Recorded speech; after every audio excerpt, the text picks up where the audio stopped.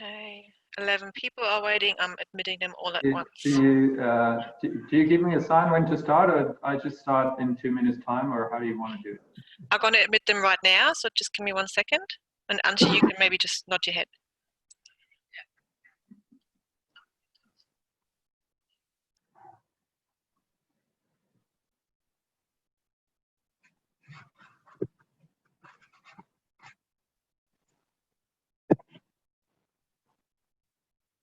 Unmute, start video.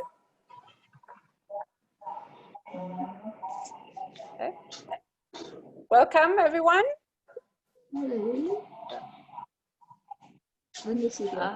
Okay. Now we're slowly letting everyone into the meeting. Hello, welcome. Hello. Hello. Yeah. Okay. It'll be great if everyone can mute themselves for at least the first part of our virtual open day. Welcome, by the way. I'm Antje, the registrar. You've received an email from me. And we're going to start shortly, as soon as we get it's ready.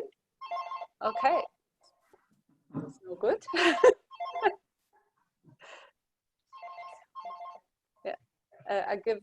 I hand over to our principal. Okay, herzlich willkommen. Guten Abend and a very warm welcome to our first German International School Sydney virtual open day. Very special circumstances tonight. We would have loved to welcome you on our campus, and we hope to be able to do that very soon. But as for now, we want to provide you with some insights, some information, and try to connect to you, give you the chance to ask questions, and try our best to answer them. So welcome again, herzlich willkommen an Sie alle. My name is Lorenz Metzger. I'm the principal of the school, and I would like now to hand back to Antje Alderman, who is our registrar. But before I do that, let me introduce to you the other members of the school management team who are with us tonight. There's Horst Giesler, the deputy principal. Right, wave your hand. And there's Annie Thomson, the head of the IB department. Hi everyone, welcome this evening. Okay, back to you, Antje. Okay, so this is clearly the first time we are doing this. Welcome everyone. Let me just talk you through the setup of this. We would recommend for everyone to stay muted at the moment and to go to the speaker view. In order to go to the speaker view and to be able to see the presentation as big as possible, please go to the top right corner of your Zoom window and choose the, so if you see gallery view, that's the 9 squares, that means you are already in the speaker view. And if you see lots of little windows and no big window, then you have to switch to the speaker view. If you hover with your mouse over the top right corner, you can see this. If you wish to stay invisible, you can leave your camera off, although we would love to see your faces because it's a bit more personal. But that's totally fine if you like to stop your video in the bottom left corner. You can control your video and also your mute. If you have any questions or technical difficulties, you can use the chat option at the bottom of your screen. You can open the chat up so you can ask your question at any time. We are going to go to questions after the presentation of our principal. I will read the questions out, so even if you prefer to write them in German, I can read them out in English. Try not to use another language, and I might have difficulties to read it out, and then we get to these questions afterwards. It will be a Q&A session for junior and senior secondary, starting from year 5. And we will have a Q&A session for primary and preschool next week. But if the question is very general, we will try to answer it here as well. Okay, so I hand back to the principal for his presentation. Thank you.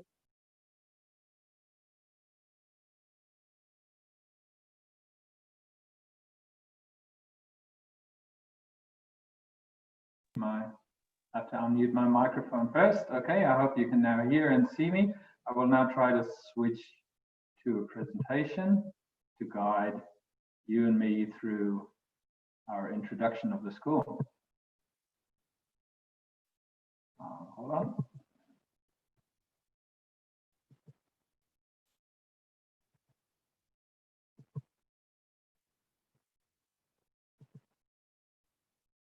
Okay.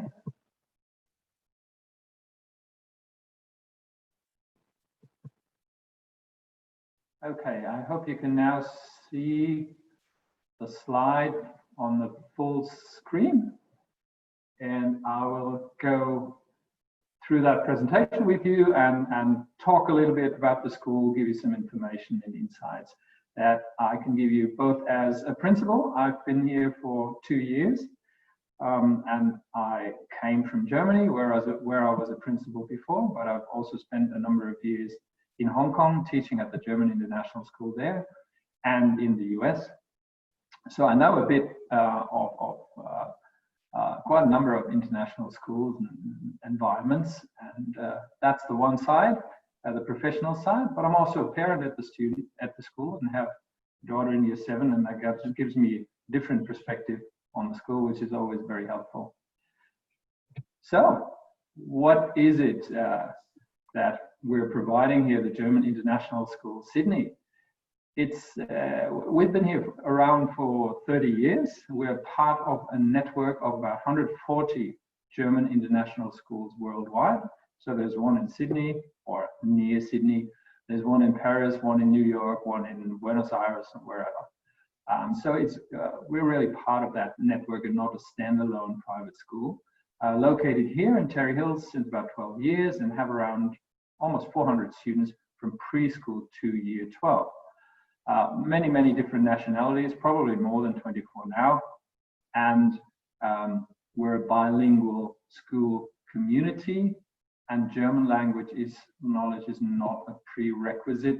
We always want to clarify that right at the beginning. We are truly international, and we are really focused on bilingual education. That's one of the standalone features that make us unique.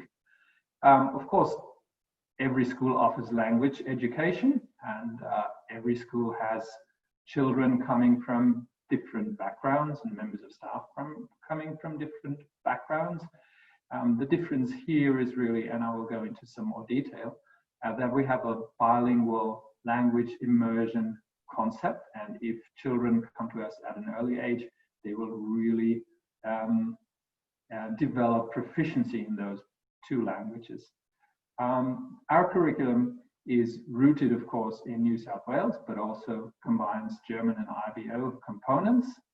We offer the International Baccalaureate Diploma program in years 11 and 12 as the only exam. And that comes with a philosophy, with modern approaches to teaching and learning. And that's all set in a small and caring school community. That is all related to our teaching and learning framework, or embedded in our teaching and learning framework, and I will go through a number of aspects with that of that with you. Now, coming back to the internationality of our education, about 50% of our children have a native English-speaking background. The other 50%, most of them are German native speakers, but there are lots of other people here coming from different parts of the world, and the children, of course, have their families attached to them, and they're all welcomed as members of the school community. So our student population is very international, but also our teacher population. They come from different parts of the world. Many of them have lived in Australia for a very long time. Some of them are Australian, English, a lot of them from Germany, Austria, Switzerland, and other countries. And that is really an asset as well, because they bring along different professional backgrounds that we can use to work together, to collaborate, to develop the school, to bring it forward. And this international mindedness, that's part of our educational philosophy, is also represented by our staff. Okay, another one. Here we go. Okay, coming back to the curriculum. Of course, being located here in Cherry Hills, we're a 100% Australian school or New South Wales school. So we have to comply with everything that the Education Ministry says all the New South Wales schools have to do. But we have added components. Our school curriculum is based on the requirements of German schools as well. And in the final years 11 and 12, on the requirements of the IBO, the International Baccalaureate organization. And that's very important because we have, of course, children who are with us, who have been with us and who will stay with us for a great number of years. But we also have an international part of our school community with a lot of families that will stay here in the Sydney area for only a number of years and then move on somewhere else. And for them, it is very important to facilitate that transition as good as possible. So we're trying everything we can that so that people coming, especially from Germany, but also from other countries, can join our school community. The kids can be integrated into our classes, into the learning, and then transition back, for example, to Europe or to another part of the world. As I said, one of the core pedagogical ideas of the school is bilingualism, and there are a number of benefits. And of course, as I said, a lot of schools offer, or all schools offer languages, but we try to really bring the children or to let them achieve a full bilinguality. And that has a number of cognitive benefits. But from a parent perspective, I think most importantly, that creates opportunities for life. The ability to learn further languages later in life is greatly enhanced if children learn 2 languages at an early age. The philosophy of being bilingual comes with a certain mindset of respect and appreciation of diversity. And that's something that we really nourish and celebrate at our school. And of course, as a parent, if you have your children pass the final exams, you don't really want them to run away or fly away to a different country and start studying there maybe, but it's just a great feeling to have a sense of security and trust that your child can basically make it anywhere. And that is a great factor, I think, in the self-esteem that our children develop and that they can take on into their studies wherever that may be in the world. So how do we teach languages? It's content and language integrated learning. And of course, we teach subjects, German, English. We also teach French and Spanish in later years as subjects. And the English teaching happens by English native teachers. We have English native teachers, and we follow the New South Wales curriculum. The German language teaching by German native speakers according to German curricula. But immersion means that we have subjects like maths, where the children are educated in German and or English, and we have in junior secondary a number of subjects that are taught for all students in German, other subjects that are taught for all students in English, the sciences, some subjects where the children can select or the families can select. And that continues on to a certain degree to the IB, where most of the subjects are taught in English, but some in German as well. So immersion means, or content language integrated learning means that, of course, in the sciences or in music arts and so on, when music and arts is taught in German, and there are children in that class with different language background, language attention to the language diversity in that class is an integral part of the learning. A second focus might be science, which has a different standing, I would say, in the German curriculum versus the New South Wales curriculum. We have a focus on science that starts all the way down in preschool for the 3-year-old, with the Little Scientist House, for example, but that's just one of the examples. It's integrated, of course, and embedded into the preschool concept, then carried on through primary into secondary, where we offer 3 different subjects: biology from year 5, physics from year 7, and chemistry from year 8, as opposed to science as a overarching subject, which is taught in most of the Australian schools. So that translates into a more focused approach into these 3 sciences and into more hours of learning during the week. And it is a very good basis for taking on these subjects in the IB then, because we, of course, offer physics, chemistry, and biology in year 11 and 12 in the IB Diploma program. And I guess it's a bit what Australian parents might expect from a German school, to have a little bit of a focus on, you know, science and engineering and that background. Of course, I don't want to name all of the different subjects that we have, but of course we're not teaching just languages, maths and science. We're a school and we very much believe in holistic learning, and sports, for example, is an integral part of education. Music, we're building up our music curriculum, our music ensembles, different co-curricular activities to grow that in our school at the moment. And then, of course, regarding the International Baccalaureate Diploma, let me give you some more details on that. There's a lot of information that I could convey, but you may as well ask our coordinator, Annie Thomson, some questions later on. And you can find lots of information on our website.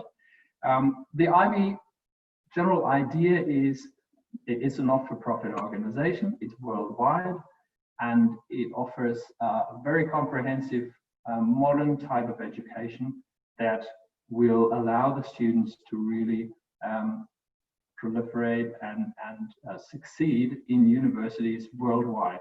So it's very well recognized in Australia, in Germany, comparable to the Abitur. You can get right into the German unis.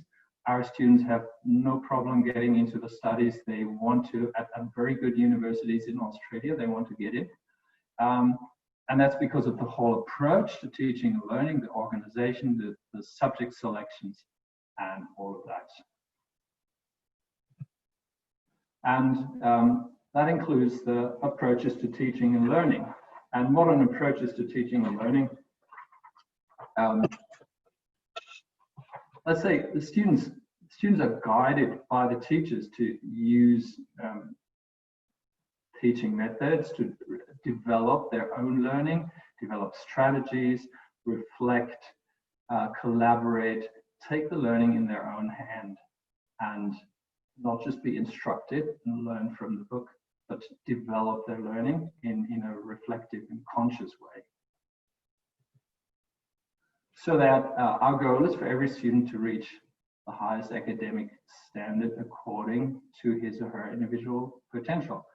We offer the IB as the only final exam. So we don't offer the HSC, we don't offer the German Abitur alongside, which means that we're not selective, like a number of other schools are, who offer the IB program only for the very maybe selected, gifted, talented, whoever. We try to support every student so that he or she can enter the IB diploma program and be successful. So the results, the academic results speak for themselves. We have very good NAPLAN results, consistently above average. Just 2 weeks ago, I think, in the Manly Daily, you could have read, and you can check it on our website, that our school, the junior secondary school of the German International School, is ranked second of all the Northern Beaches schools, which I think is really, really good, given the fact that NAPLAN tests English and maths, right? And we have so many children among us with a German language background, and they're still doing really good in English. We have excellent German Year 10 exams that we have as well. We offer the German language diploma that can facilitate studying and working in a lot of areas. And we have good IB diploma results, which are consistently above world average. We're also inspected by NESA, of course, but also by the International Baccalaureate Organization and the German government. This is a lot of work for us because it always includes a lot of bureaucracy, and we're not really happy to go delve into that, but it's also a very important impulse and guidance for school development, and it gives us quality assurance, and we regularly achieve excellent ratings. So the academic results, of course, are based on holistic learning, and that is really important to us. I just want to emphasize that again, which includes well-being, emotional, social, and physical aspects. And we try to guide our students and to motivate them to be lifelong learners. That's another very modern word in the education world, but that's what we need, and that's who we are as a school. We are a learning organization, a learning school. We have learning teachers here, learning members of staff, and of course we see the importance of enabling students to take the learning in their own hand, be lifelong learners. Of course, we have a very diverse school life as well, and we're so sorry that this year, because of the COVID situation, you will miss the Christmas market. I hope you've seen that already. Last year, maybe. It's a fantastic event. Last year we had over 8,000 visitors over 2 afternoons. Just remember, we only have 380 students, so maybe 250 families or so. I think having 8,000 visitors is a massive show of what this community can achieve and bring together, and it's really great. But we hope to get into some events in semester 2 again and have you share that. And of course, we want parents to be involved, not just by baking and selling cakes, but also as representatives, for example, of class representatives in the Parent Representative Council. We have a number of committees where we need parents and value parents to be an integral part of school development. We have, of course, the board of the school that mostly consists of parents, and we really appreciate your involvement. So that's it from me for now. We'd really love to welcome you to our school community.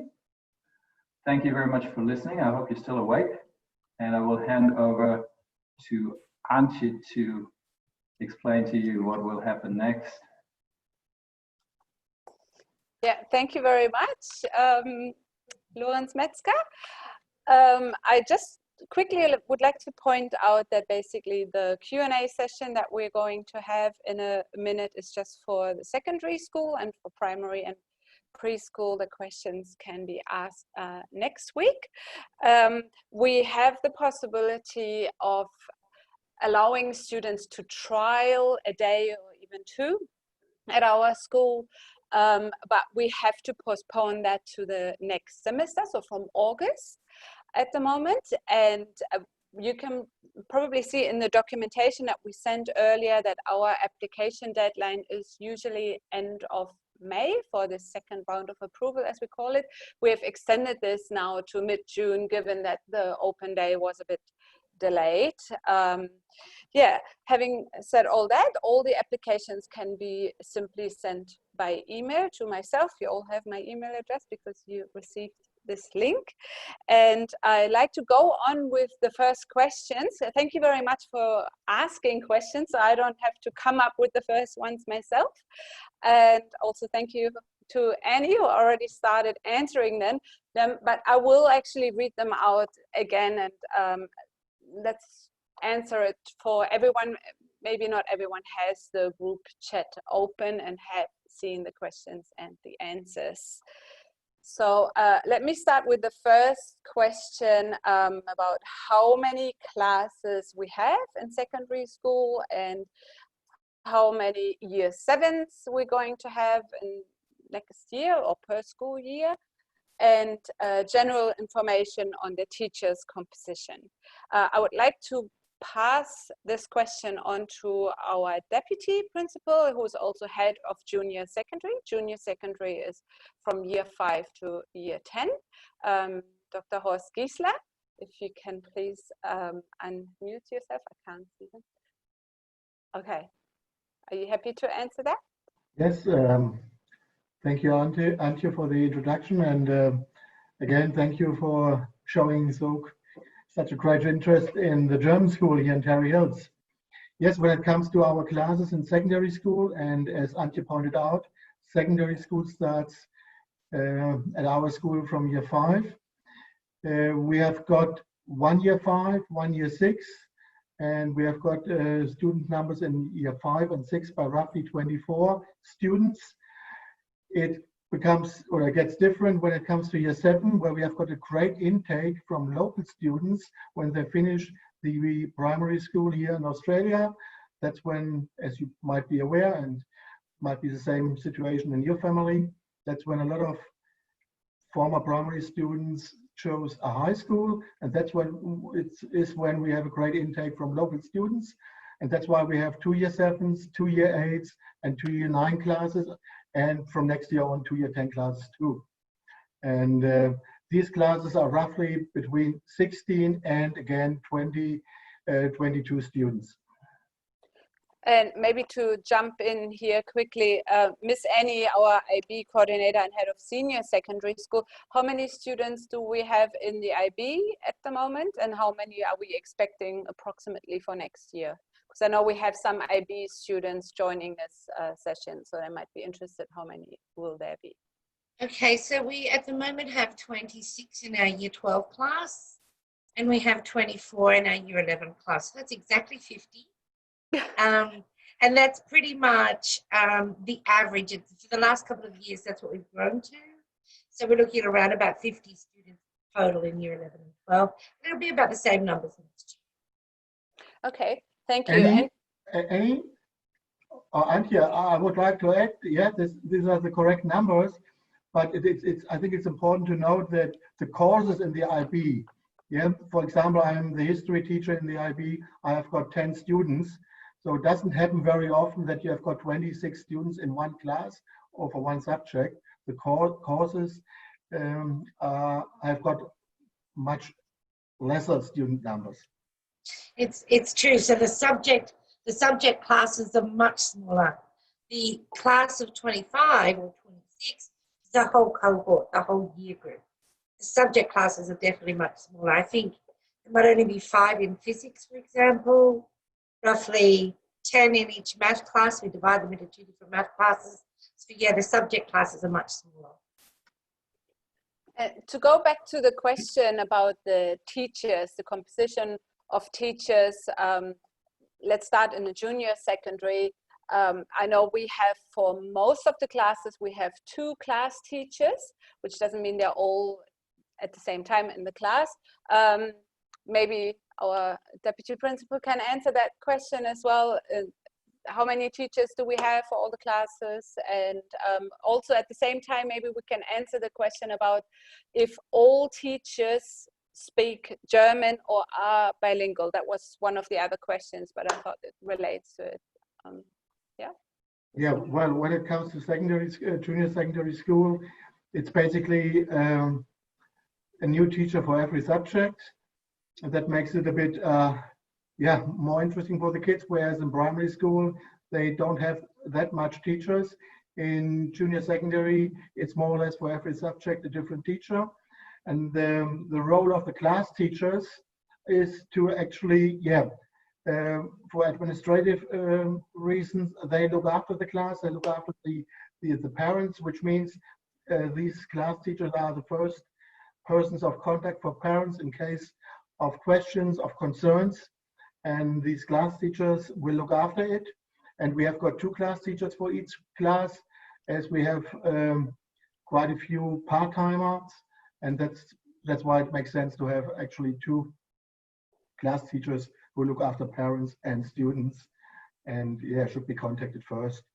When it comes to our teachers, most of our teachers are bilingual, but with our rapid growth in the past 3 to 4 years, and with more and more subjects are taught in English, we also have quite a few Australian teachers or teachers from England or New Zealand who don't speak German, but also are here valued members of our staff.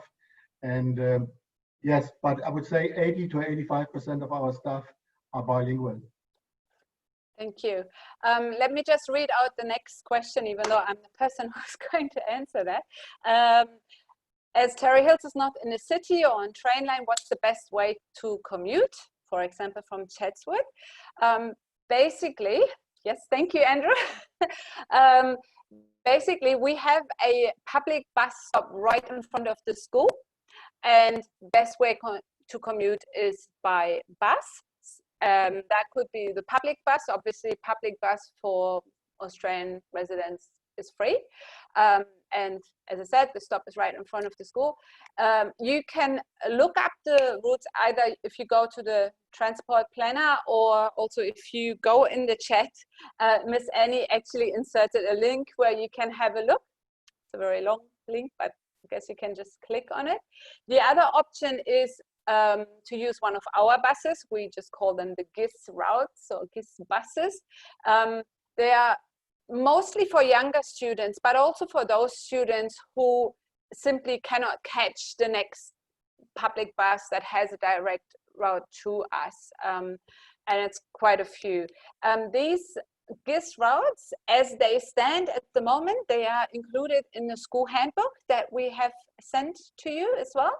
But obviously these are private routes, so we can alter them a little bit depending on the demand, and obviously it has to be safe for the bus driver and the bus and the kids to stop and also to wait for a little bit. The big difference is obviously these are our routes. It's always the same driver.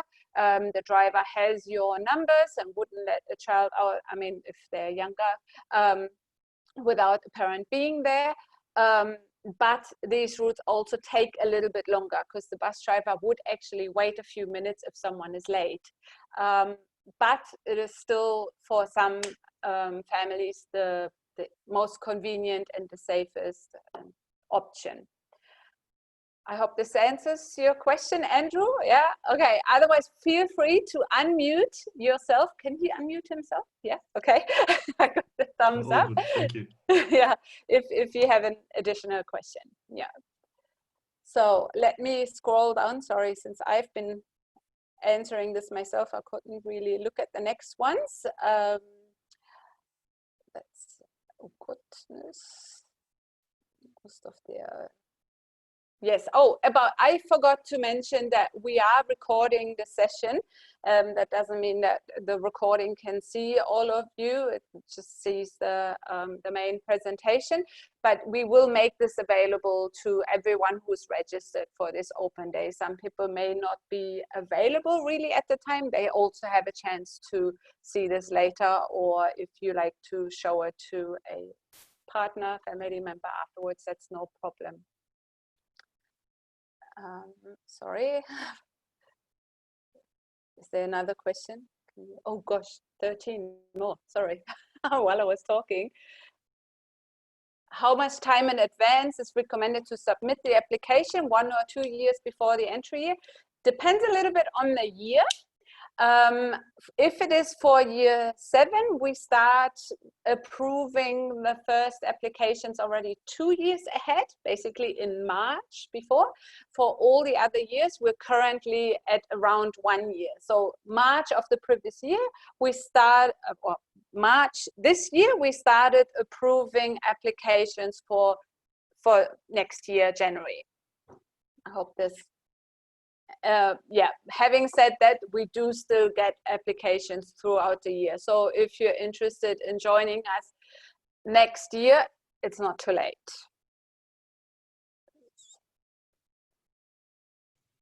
So if there are 2 classes per year, 7 to 10, are you anticipating that the IB numbers will grow over time? Or do some students move schools, leave at the end of the year 10? Miss Annie, would you like to answer this? Just unmuting.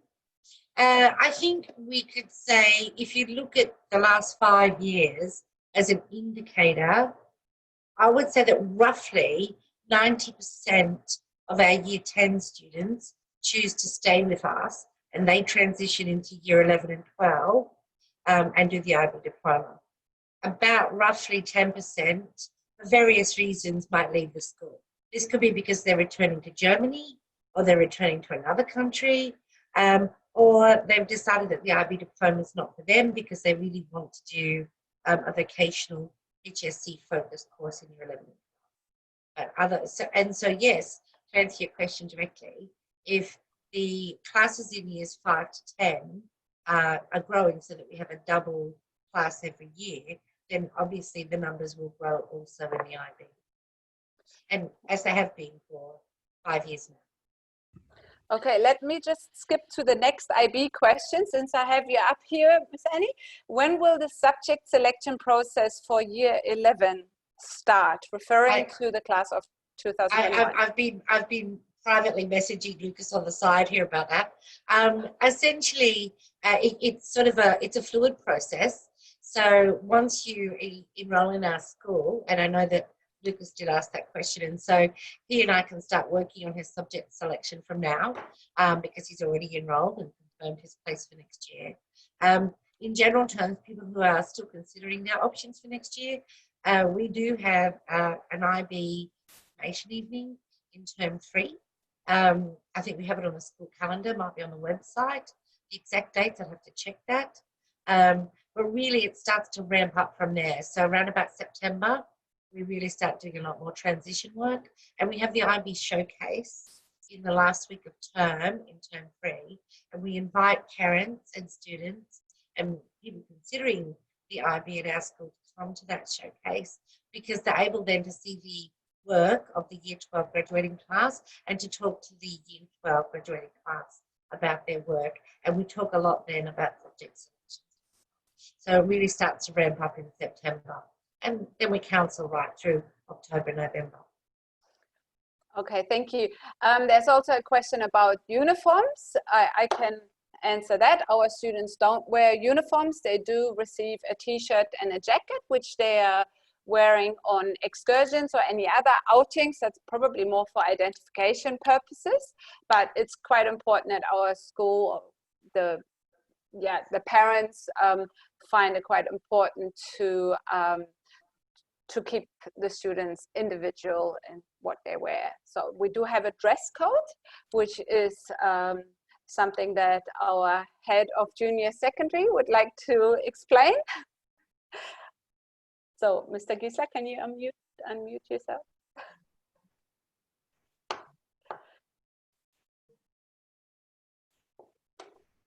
Well, since he's got his microphone still off, may I jump in? Yes. And say, okay, the dress code stipulates certain formalities, but more important than that may be the connection of the fact that we don't have school uniforms with the educational philosophy and the philosophy of the schools. Let me just say a word on that and then maybe hand back to Horst.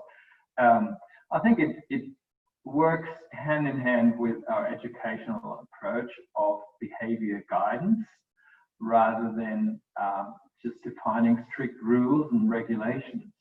We want to want our students to develop responsibility for their actions and their behavior, and learn along with others in their environment what correct behavior would be. And we appreciate diversity in the school in so many ways, as I've described already, in personal ways, in terms of language, in terms of ethnical background, in terms of, yeah, you name it.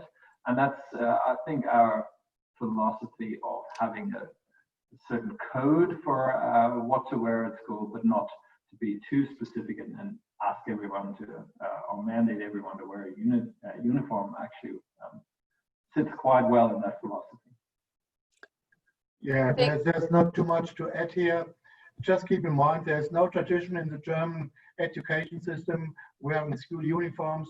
That's another reason we are not doing this here. And yeah, in the experience we have made here in the last years, the kids very soon adapt to it. And sometimes it's a bit of an issue with the so-called local or Aussie parents, because they are very much used to the idea of having a uniform in the school context. But hey, they adapt very quickly, and it's not a big issue here. Yeah, thank you. I just noticed that I skipped a couple of questions, so let me go back to the top. One question was, and maybe Horst Giesler, stay unmuted. What level of German will students have at the end of year 10? I know we have very different, we have many different kind of students. Yeah, that's a good question, but hey, it depends when they enter school, and it depends also very much on the student. So, for example, students who come to our school in preschool or very early in primary school, they have got a very good chance to actually be bilingual at the end of their school career, even if none of the parents speaks German. However, if students come to our school, let's say in year 7, and have no prior knowledge in German, you can't expect them to become fully bilingual. They have got a high level of German knowledge, and they are in a very good position to communicate, and they pick very demanding courses in the IB when it comes to the German language. But yeah, as I said before, you have to enter the German school earlier to become fully bilingual, and you have to be aware of this. There's a lot of support going on, and as I said, it sometimes depends very much on the student how much effort he or she puts into learning the German language. Thank you. There's one more question that is also relevant to you, Horst Giesler. What sport do we offer? Well, when it comes to sporting activities, you should know we have got sports is part of our curriculum. Every class up to year 5 have got three lessons of sports during the week. From year 6 onwards up to year 10, it's 2 lessons. There are quite a few co-curricular activities which are sporting activities. We have got a swim school next door, so there's quite a bit of swimming going on during our PE lessons. However, you should also be aware, you should not choose the German schools if sporting activities are very important for you. We can't compete with the other Australian private schools when it comes to sporting activities. We invest heavily in languages, math and science, and yes, and these lessons have to be somewhere come from, and that's why we are not too sporty. However, we have got a fantastic gym. We got this, as I said before, the swim school next door, and we have got a great outdoor futsal field. And our kids are extremely sporty, and they do a lot of sport outside school, and we very much encourage them to do so. And we are very happy with this kind of concept. Awesome question. Yeah, sure. Ask. Okay. Hi. Actually, my son he is attending to international school, but British curriculum. So we plan, if you have space for him, he would like to move to Sydney to join next academic years. But school here it will end 24th of June. So if we could go there earlier, can he join the last term of year 7 before he start year 8 next year? Just one term earlier, because it will be maybe 5 or 4 months before next academic year we go there. We probably have to look at his profile, his reports, his language sort of skills and so on to see, and also his age. There's many factors that play into us recommending for the students coming from the Northern Hemisphere calendar to go up or down. Let me just quickly go back, because one of the questions relates to that. Our school calendar is basically following the Australian school calendar, starting end of January and ending mid of December, with a little bit more holidays in June, July.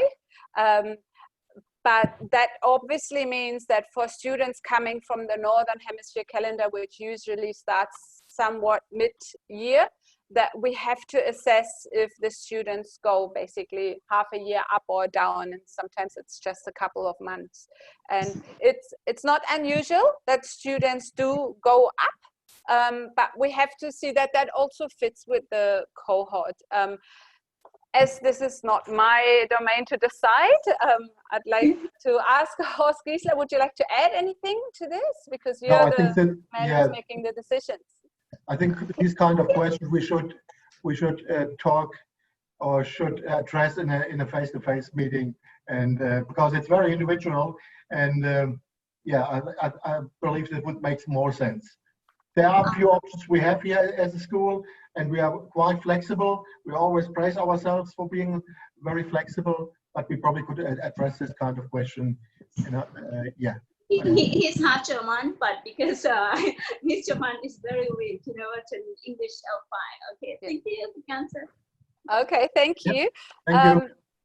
There's one question that's being raised, and thank you for pointing this out. We have a little typo in our presentation. So basically, for those parents who are interested in the Q&A sessions for preschool and primary school, the preschool session is actually on Wednesday, the 3rd of June, and the primary school session is on Thursday, the 4th of June. We just had a little typo there. So thank you for pointing this out, actually.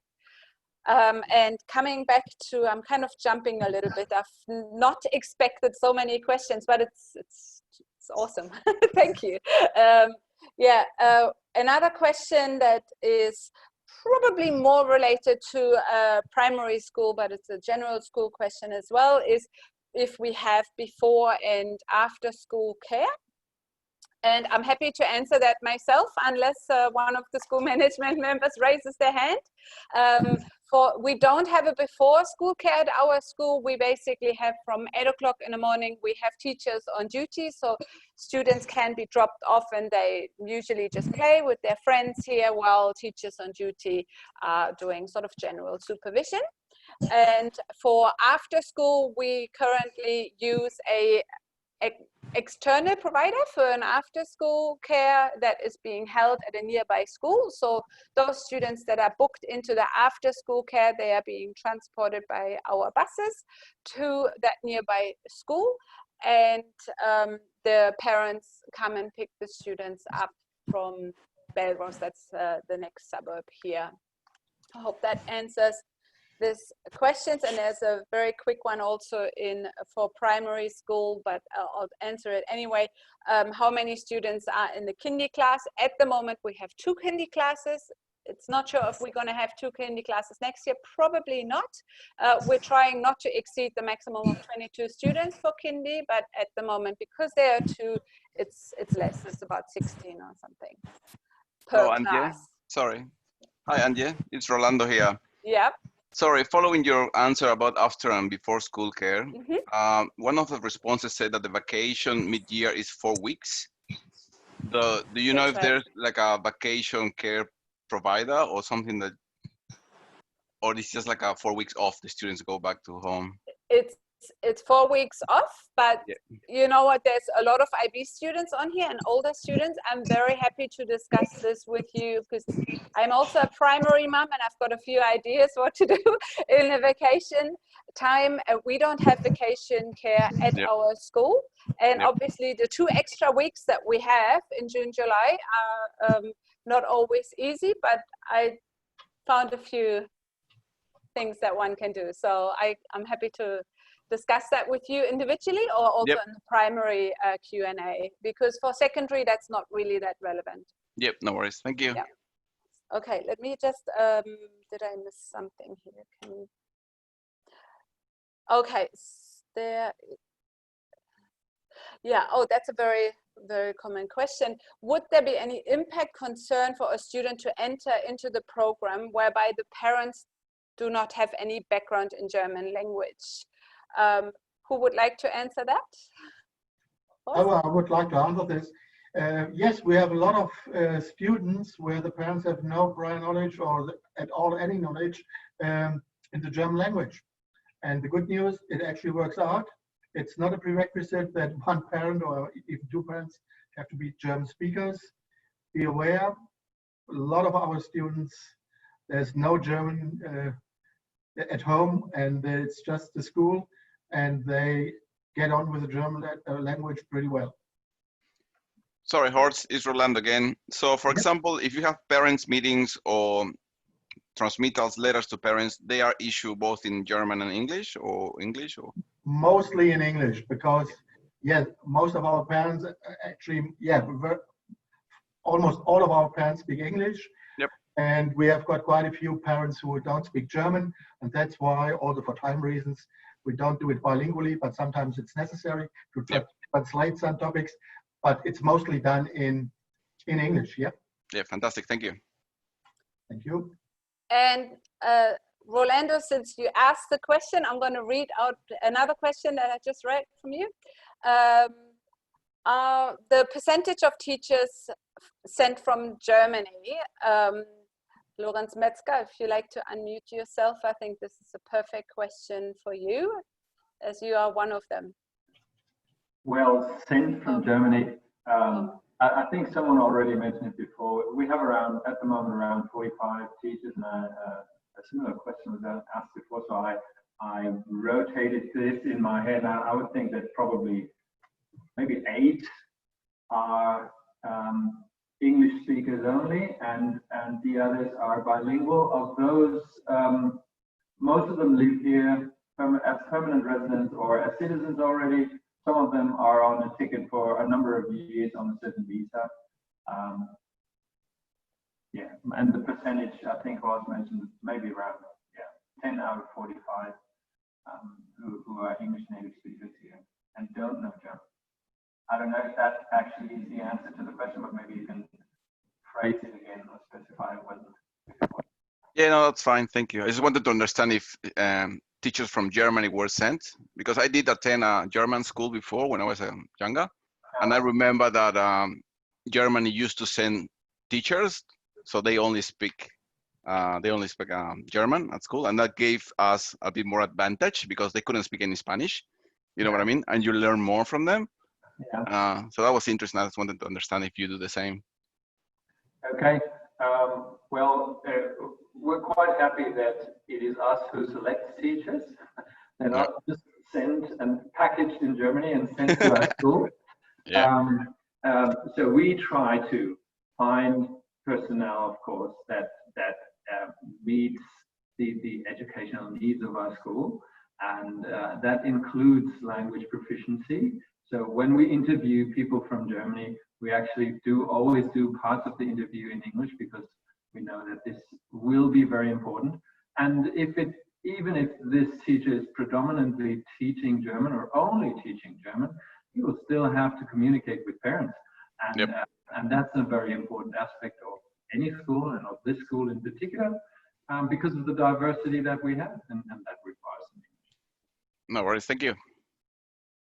There's another question here, which I'm just going to read out, and maybe one of the members of school management can raise their hand who wants to answer it, because I don't want to just appoint.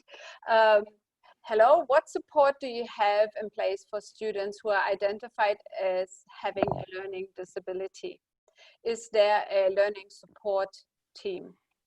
There's a second part to the question, but I think that's completely disconnected. So I'll just put it as one question for now. Who would like to answer? Yeah, maybe I can start, and then Annie and Horst can add regarding the department. So we're very much aware of the heterogeneity of our student population and of the whole school community. And it is very important to individualize teaching and learning. And that includes addressing certain difficulties in learning, but it also includes addressing certain specific gifted areas in some students. And we have a whole learning diversity team consisting of 5 teachers at the moment who are working with the class teachers to address these issues. And we have different systems in different departments as well. And maybe Annie, you want to say a little bit about the RB department? Miss Annie, you need to unmute yourself first. There we go. In terms of inclusion, the IB actually have some very important rules and support structures for inclusion, because the IB approach to teaching and learning, as Lorenz just pointed out, is to cover the full spectrum of student learning ability. So we have lots of support structures to support students in their learning needs, and this is academic learning needs as well as social and emotional learning needs and well-being needs. And all of our teachers are very cognizant of those needs and of the students who need that extra support. But having said that, there is a limit to the amount of support any school really can offer individual students. So it depends on the individual student's actual needs. Most things we can look after, some situations we're just not equipped. So we would assess that on an individual basis, and we would assess that as part of the application. Maybe I can add to that, Annie. I think that's a very valid point. Yes, we often have smaller classes, and the teacher can pay attention to individual students. But at the same time, we're a small school that may be attractive to parents who feel that their kids need that closeness, that directness.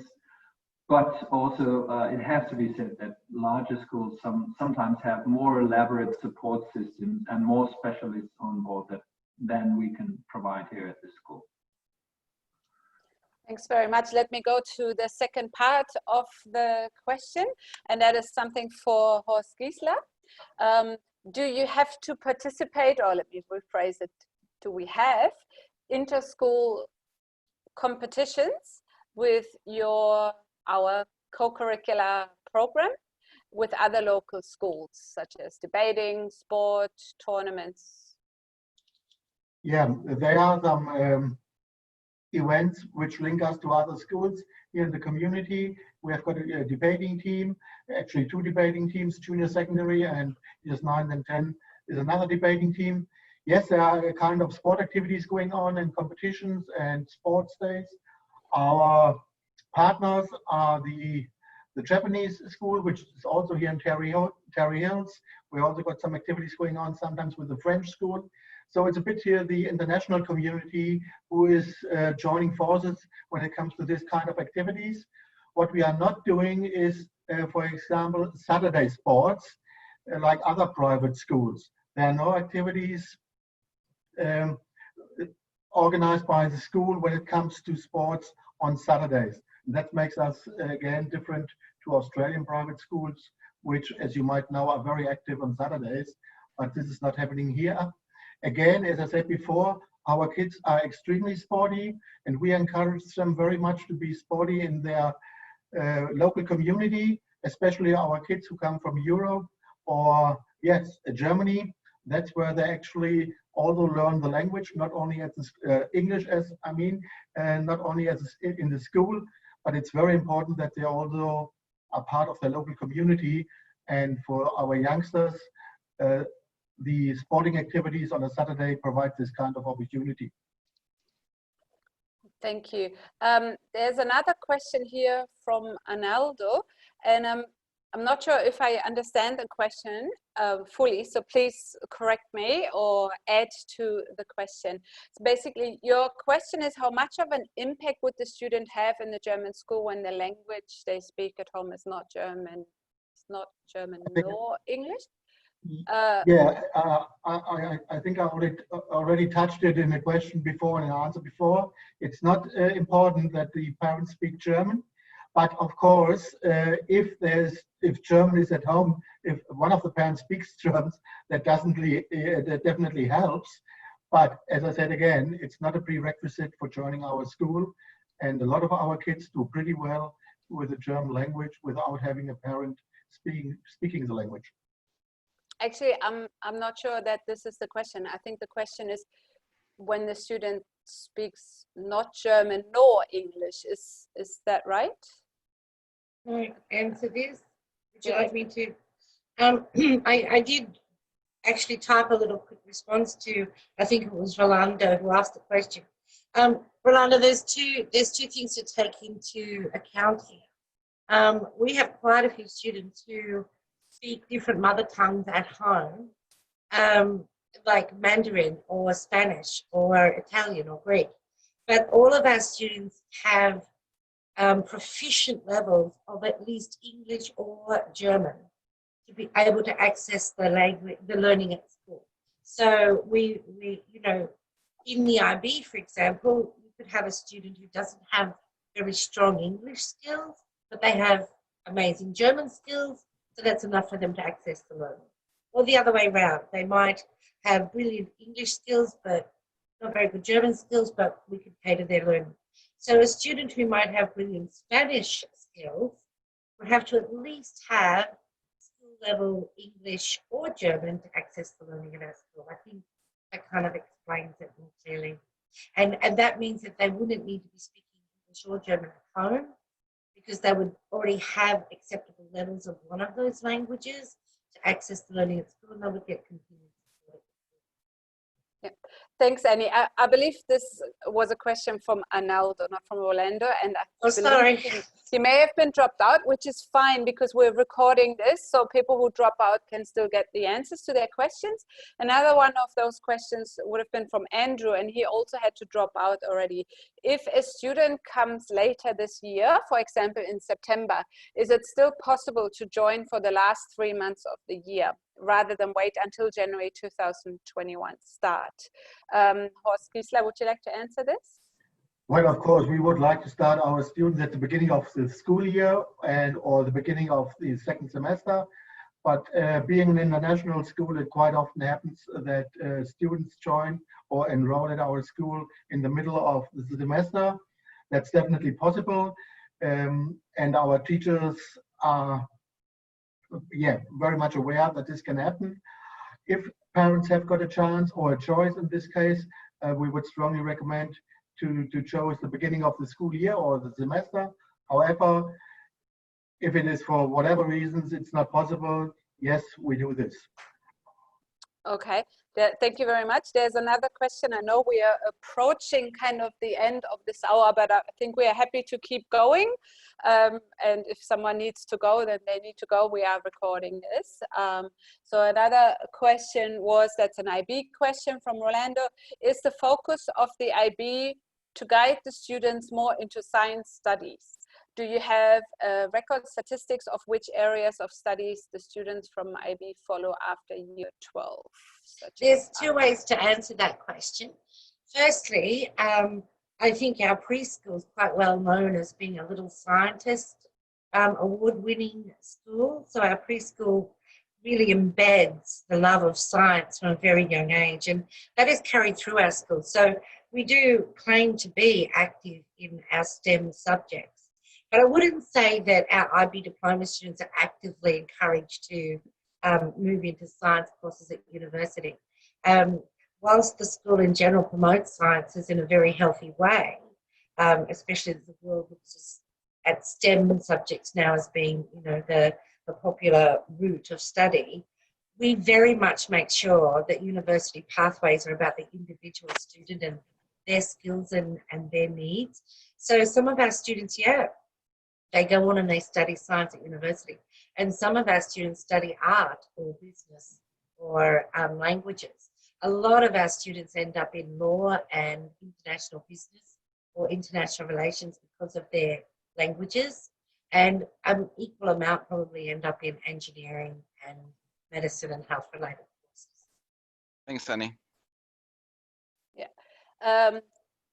Rolando, another question of yours, I just read it out, or it could be actually that I missed asking it earlier. That's for Horst Giesler to answer.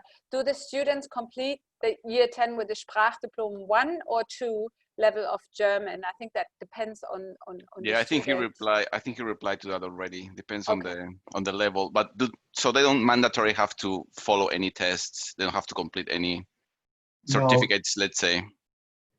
No, when it comes to the German language, of course, we encourage them to go for the certificates. Yep. We have got the so-called expert here from Germany is actually a teacher at our school, and she's very much behind it that most of our students actually take part in this kind of activities and testing, and it actually makes sense to do these exams. You never know what you might need them for in later life. Yep. But at the end of the day, it's up to the parents or the students to decide. Yep, no worries, thank you. If I may add to that, I mean, there are many advantages of speaking a language very well and of having that certified in a certain way. The big advantage of having the DSC2, that's a certain level, high level of German proficiency certificate in the pocket alongside the IB, is that it is the door opener to not just admission in Germany, that the IB itself would allow students to be admitted into many universities worldwide, of course, but also in Germany. But if you have the DSC2 in the pocket, and many of our students who don't reach maybe the full bilinguality, as Horst has elaborated before, achieve the DSC2, then they're allowed into any German language studies in Germany. And remember that studying in Germany is free. This is a totally different world from Australia and many other countries. So it's really something to think about if a child or parents think they want to open that route, that possible route of development for their child. Sorry, one more question. Sorry, if for example my son starts in year 7, and with the tools that the school gives the students, by year 10, is he gonna be able to undertake Sprachdiplom 1 or 2? I mean, and pass it with? Is it something that you aim as a school, or to have those kids to undertake that test at year 10?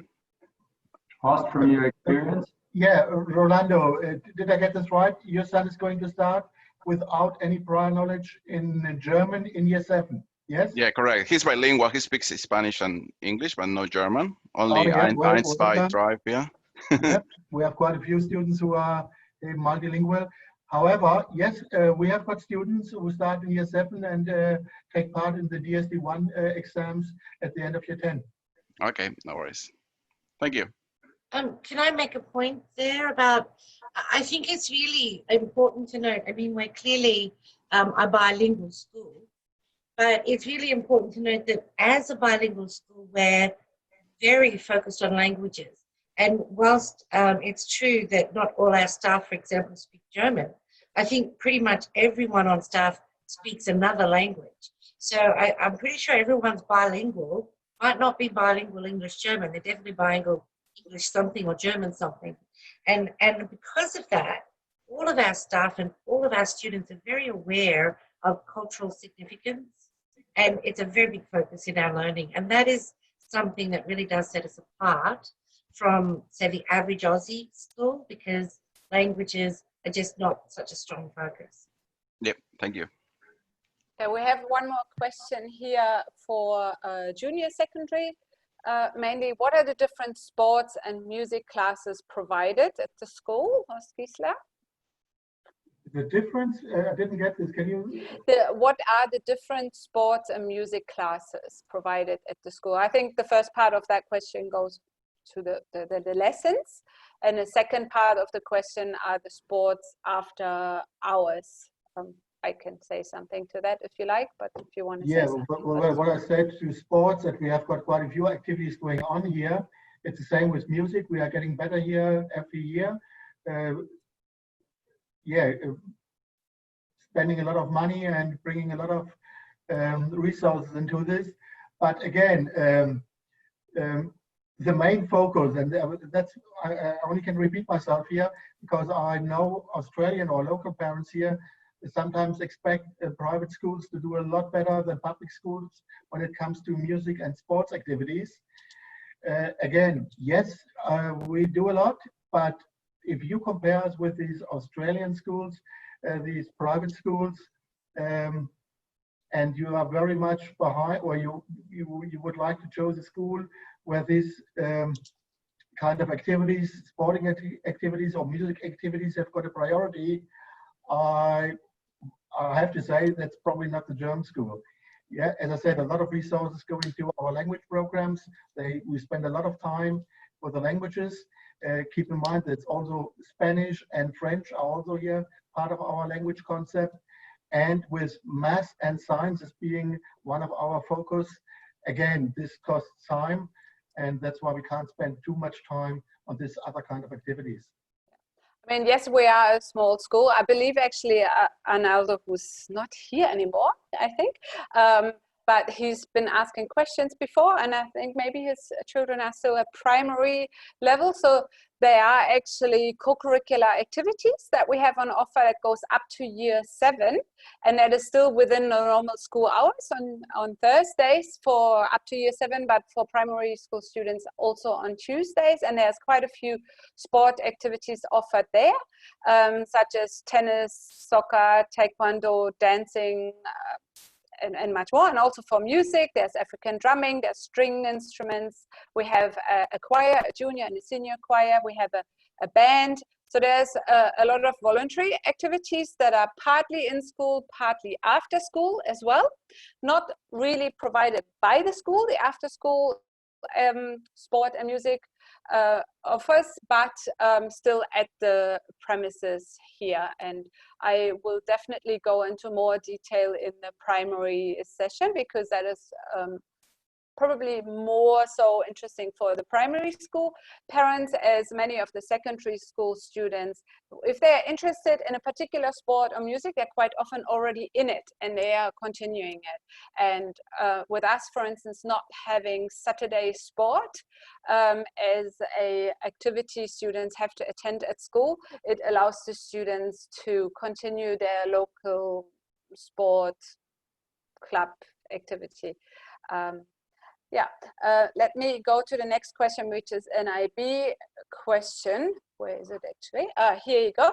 The IB subjects that are taught through Pamoja education. Ms. Annie, can you say something about that? Yeah, I tried to respond to this, and I included a link for anyone that wants to look at that in the chat to the side. But essentially, our subject selection booklet is on our school website, and you can see on the last page of that booklet which subjects are taught by Pamoja, because they're in black and there's a little key at the bottom explaining that. And to the second part of that question was how many Pamoja subjects, and the answer to that would be we advise 1. Basically 1 is the rule, but again, everything is individually catered to individual student need. So if there was a very unusual circumstance where your child needed to do 2 Pamoja subjects, we'd have to look at the reasoning and why. But essentially it's 1 is a guide. Yeah. Thank you, Ms. Annie. I need to add that for the recording that we do, unfortunately, the chat and the answers to the questions are not recorded because it's more the main window that's being recorded. So that's why it's good to maybe repeat the answer. Another question, if my application gets accepted, are there any fees payable before the entry year? or all fees will be paid once students start the school year? So that I can answer that best, I guess. So first, when you submit an application, you have to pay $220 application fee. I will invoice this as soon as I have the paper. And once we offer you a place, I will also again invoice you the enrollment fee, which is $1,250 per student. And one that basically finalizes the enrollment before commencement, and every other fee is being charged after the commencement. So once the student starts at school, probably within the first week, we invoice our security deposit and our first half year of school fees. I hope that answers the question. And there was, where do you, oh, here, that's one for our principal. How do you embed and reinforce the school's culture among the student and parent community? And there's a second part, but I'm not so sure if that's connected. Is there a reason that you do run that you do not run the MYP program if you do the IB? Okay, maybe the MYP question could be answered by Horst in more detail. To my understanding, we are a complex structure in the school. As I mentioned, we have to comply with the rules and regulations set forth by New South Wales, by the German government, and by the IBO organization. The MYP program may be interesting, but it adds another level of regulations and complexity. And as Horst already explained, around the field of sports, the school offers a lot, and you added to that, Antje. We offer a lot to individual needs, but we cannot do everything given the size that we have. So far we haven't engaged with the MYP program. What was the first part of the question again? The first part was, how do you embed and reinforce the school's culture among the student and parent community? Well, I think you can have a thought out program how to embed that and enforce that. But the whole approach of our school is to nourish it and support what exists in our school community, what exists among the student community, what exists among the staff, as I mentioned before, the different professional backgrounds that will you know, when they come together, staff can learn from each other, different approaches of teaching and learning here or there. We have a very intense school development because of the people coming together in this school with fantastic bios and backgrounds. So I think enforcing would definitely be the wrong word.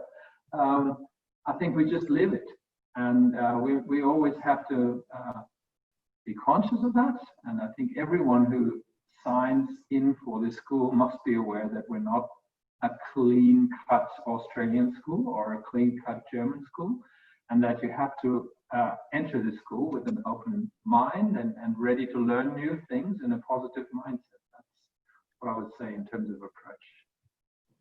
Okay, thank you very much. With the MYP program question, there's actually a second part to it that's actually connected. So is there a reason why we don't run the MYP program? And how does the pedagogy in junior secondary set the students up to transition to the IB? Don't know if that's a question for Horst Giesler or Ms. Annie.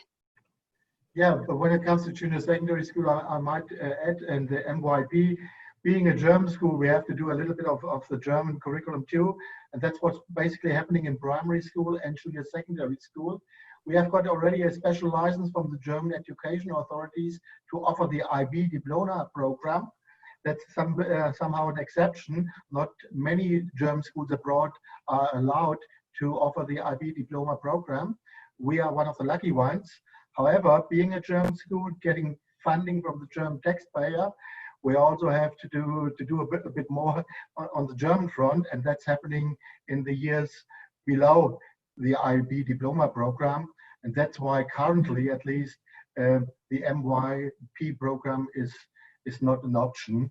And on the other hand, a lot of our teachers who teach in junior secondary school are also teaching in the IB program, and they prepare our students well because, yeah, there are no excuses.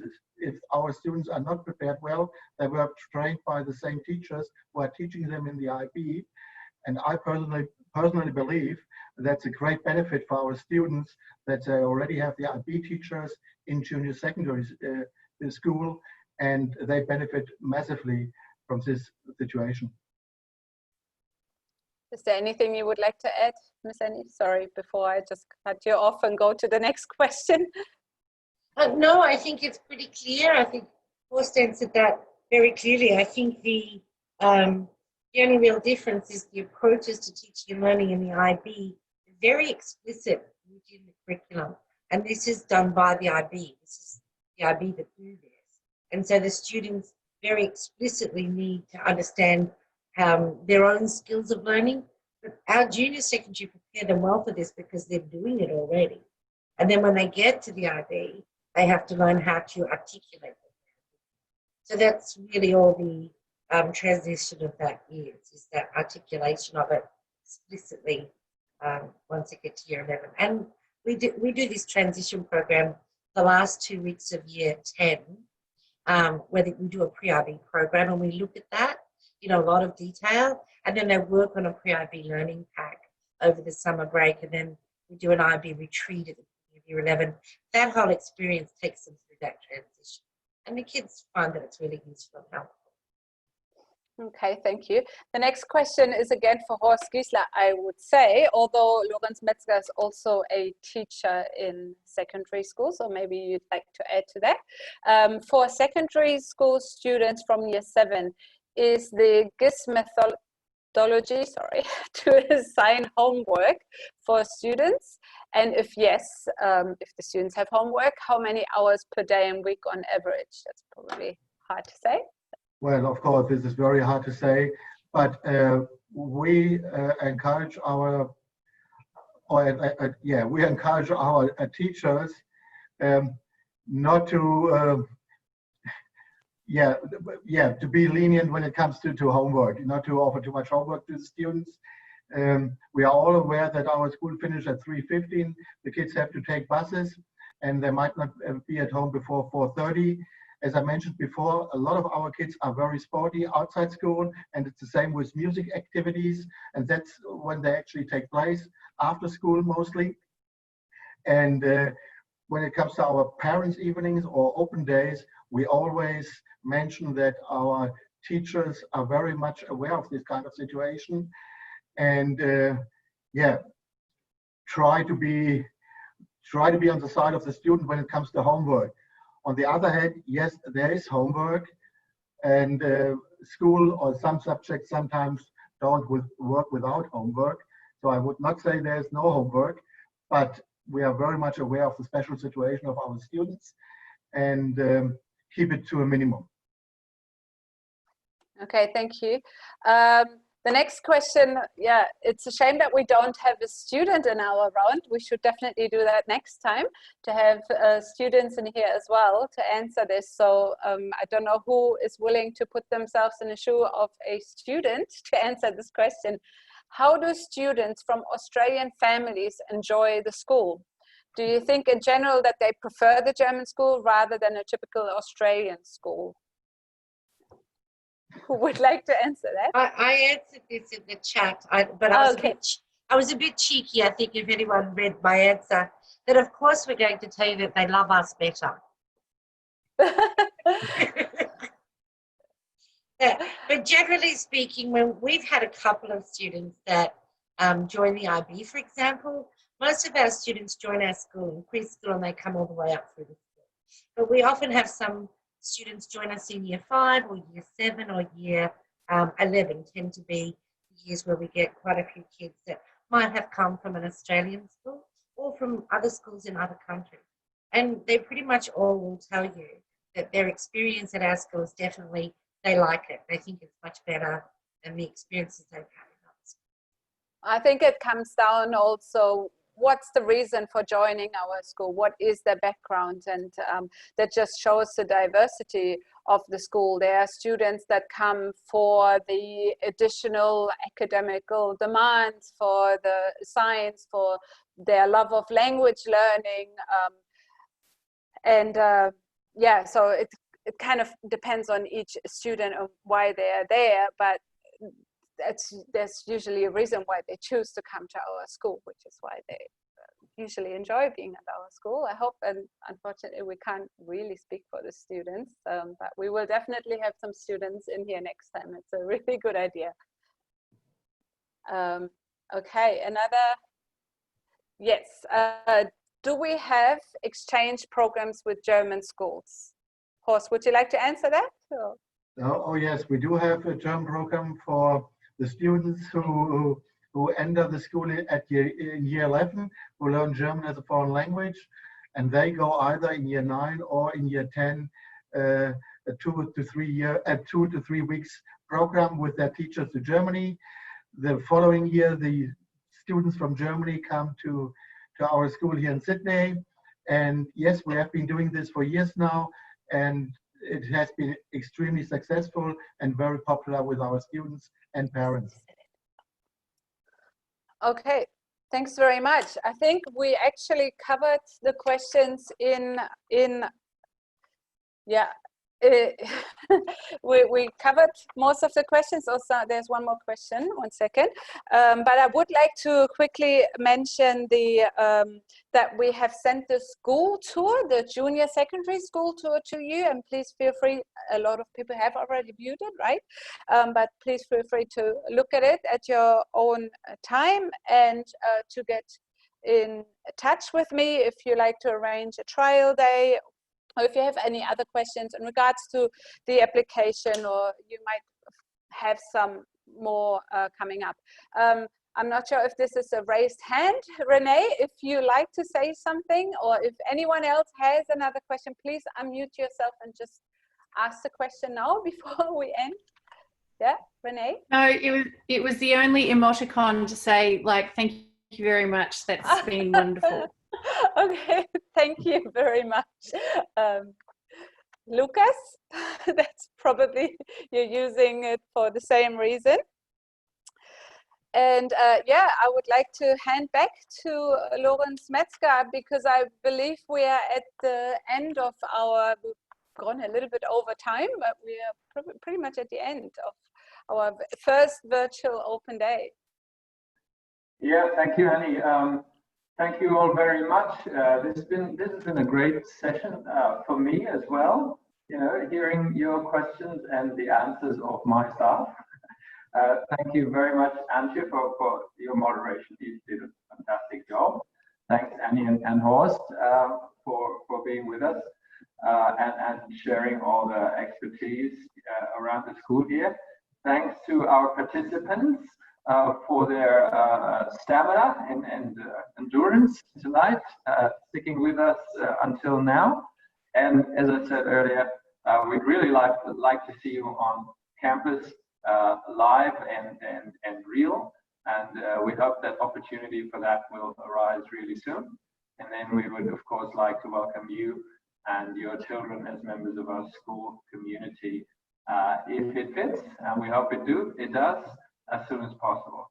So for now, thank you for being with us. Keep in touch and have a great evening. Thank you, everyone. Vielen Dank an euch und Sie alle. Thank you, everyone. Thank you. Bis bald in der Schule. Thanks. Bye. Bye. Thank you very much. Thank you.